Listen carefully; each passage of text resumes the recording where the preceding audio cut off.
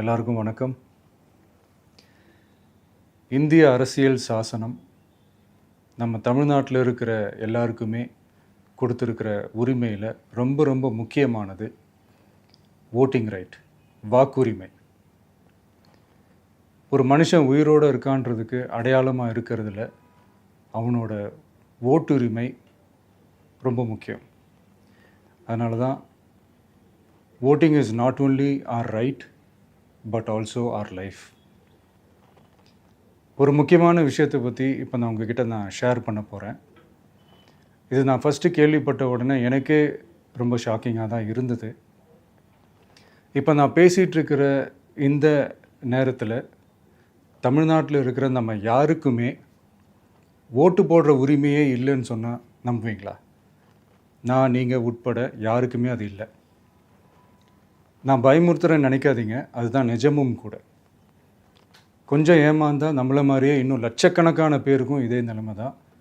ஓட்டு போடுற அந்த உரிமையே இல்லாத மாதிரி ஒரு நிலைமை வந்தாலும் வரலாம். இதுக்கு மெயின் ரீசன் அந்த எஸ்ஐஆர், ஸ்பெஷல் இன்டென்சிவ் ரிவிஷன், சிறப்பு தீவிர திருத்தம். இப்போது இந்த எஸ்ஐஆர் நம்ம தமிழ்நாட்டில் எப்படி ஒர்க் ஆக போகுது?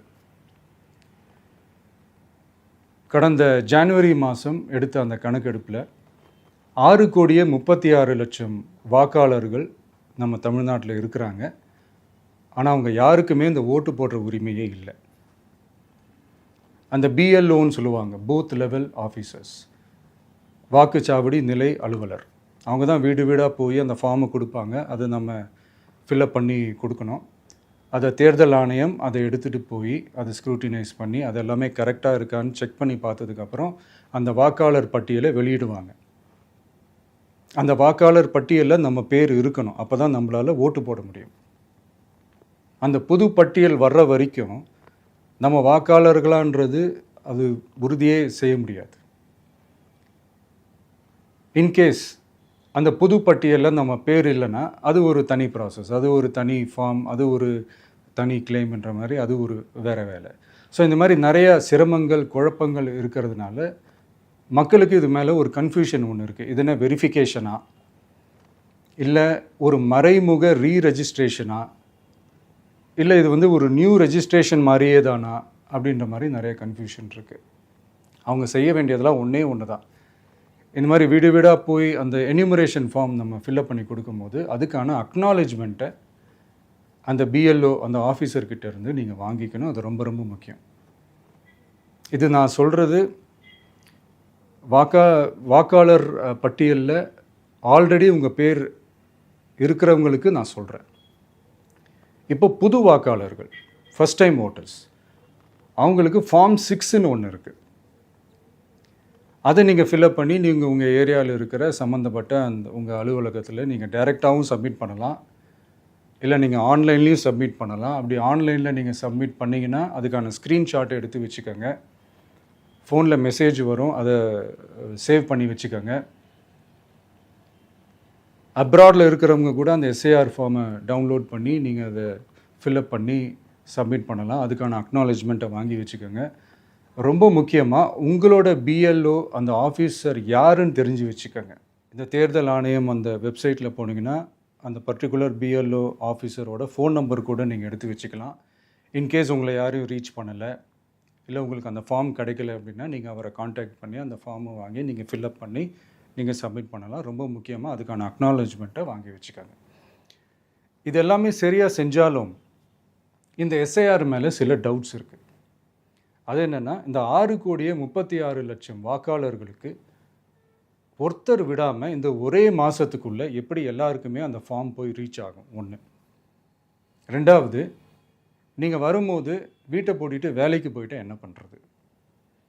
இப்போ நீங்கள் வருவீங்கன்றதுக்காக வேலையெல்லாம் விட்டுட்டு வீட்டுக்குள்ளேயே உட்காந்துட்ருக்கணுமா? ஸோ இதில் மெயினாக பாதிக்கப்பட போகிறது உழைக்கிற மக்கள், ஏழைகள், வேலைக்கு போகிற பெண்கள். இவங்களுக்கு யார் கரெக்டான அந்த பதில் சொல்ல போகிறது? ஒரு நியாயமான எஸ்ஐஆர்னால் என்ன நடக்கணும்? இப்போது இறந்து போனவங்களை மார்க் பண்ணி அதுலேருந்து டிலீட் பண்ணணும். இப்போ போலி வாக்காளர்கள் இருந்தாங்கன்னா அவங்கள மார்க் பண்ணி டிலீட் பண்ணணும். இப்போ ஆல்ரெடி ஓட்டு இருக்கிறவங்களுக்கு எதுக்கு இந்த ரெஜிஸ்ட்ரேஷன் என்ற பேரில் இவ்வளவு குழப்பங்கள் அப்படின்றது தான் எங்கள் கேள்வி. இப்போ புதுசாக வர வாக்காளர்களையோ இல்லை ஓட்டு இல்லாதவங்களையோ சேர்த்தா பத்தாதா? இப்போ ரீசெண்டாக நடந்த இப்போ எலெக்ஷன் 2021, 24 எப்படி எல்லாருமே ஓட்டு போட்டோம்? அதில் ஓட்டு போட்டவங்க கூட இப்போ புதுசாக ரெஜிஸ்டர் பண்ணணும்னா அது ஏன் அந்த கன்ஃபியூஷன் அப்படின்றதான் நாங்கள் கேட்குறோம். அதனால தான் நாங்கள் எஸ்ஐஆரை எதிர்க்கிறோம். இப்போ புதுசாக சில கம்ப்ளைண்ட்ஸ்லாம் வர ஆரம்பிக்குது. அது என்னென்னா முக்கியமாக நம்மளுடைய டிவிகே தோழர்களுக்கு அந்த ஃபார்ம் கிடைக்க மாட்டேங்குது, கொடுக்க மாட்டேன்றாங்க அப்படின்ற சில கம்ப்ளைண்ட்ஸ். இது யார் பண்ணுறாங்க அப்படின்றது நான் தான் சொல்லி தெரிய வேணும்னு ஒன்றும் அவசியம் இல்லை உங்களுக்கு. இப்போ இருக்கிற ஆட்சியாளர்கள் அவங்களுக்கு கைப்பாவையாக இருக்கக்கூடிய சில பேர் வந்து இதை செய்ய ஸ்டார்ட் பண்ணியிருக்கிறாங்க. அதனால் மைடியர் வர்ச்சுவல் வாரியர்ஸ், இதை வந்து சாதாரணமாக எடுத்துக்காதீங்க. இது எல்லாருக்குமே அந்த ஃபார்ம் போய் ரீச் ஆகணும். இதில் ரொம்ப உறுதியாக இருங்க. அதையும் மீறி உங்களுக்கு அந்த ஃபார்ம் கிடைக்கலன்னா இருக்கவே இருக்கும் ஆன்லைன்.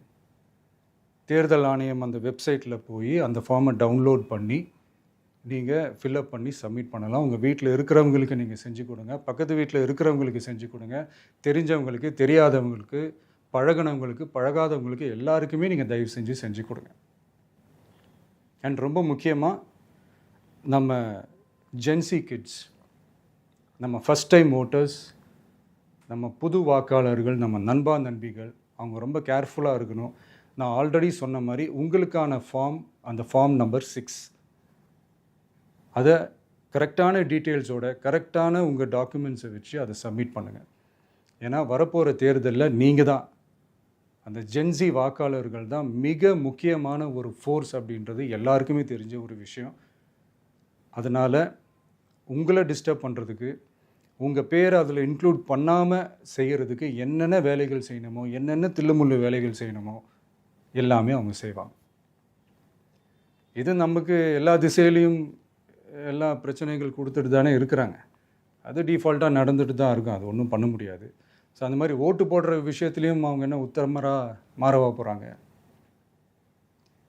இப்போ நான் சில மீட்டிங்ஸ்லலாம் ரிப்பீட்டடாக ஒரு விஷயம் நான் சொல்கிறேன்ல, 2 பேருக்கு நடுவில் தான் போட்டி அப்படின்ட்டு. அது மேடைக்கு மேடை அவங்க அதை ப்ரூவ் பண்ணிகிட்டு இருக்கிறாங்க.